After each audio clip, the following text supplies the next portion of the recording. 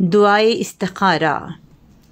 اعوذ باللہ من الشیطان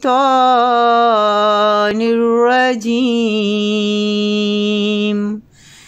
بسم اللہ الرحمن الرحیم۔ حضرت ابو ہریرہ رضی اللہ تعالیٰ عنہ بیان کرتے ہیں کہ حضرت صلی اللہ علیہ وآلہ وسلم نے فرمایا کہ اگر تم سے کوئی مشورہ مانگے تو اچھا مشورہ دو، اگر تم نے ایسا نہ کیا تو گویا تم نے خیانت سے کام لیا۔ حضرت انس رضی اللہ تعالیٰ عنہ بیان کرتے ہیں کہ ایک شخص نے حضرت صلی اللہ علیہ وآلہ وسلم سے عرض کیا کہ مجھے کچھ نصیحت فرما دیں۔ فرمایا، جو کام کرو پہلے اس پر اچھی طرح غور و فکر کر لیا کرو،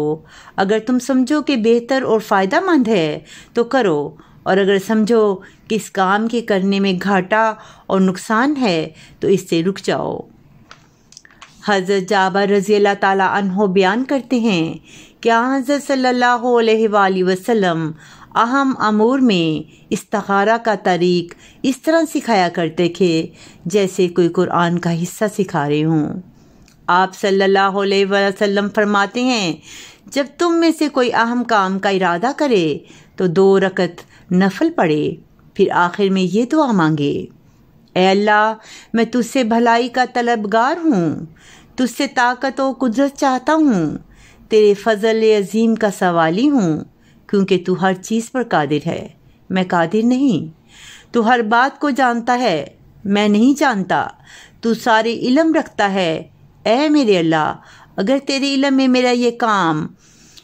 میرے لیے دینی اور دینوی لحاظ سے انجام کے اعتبار سے بہتر ہے،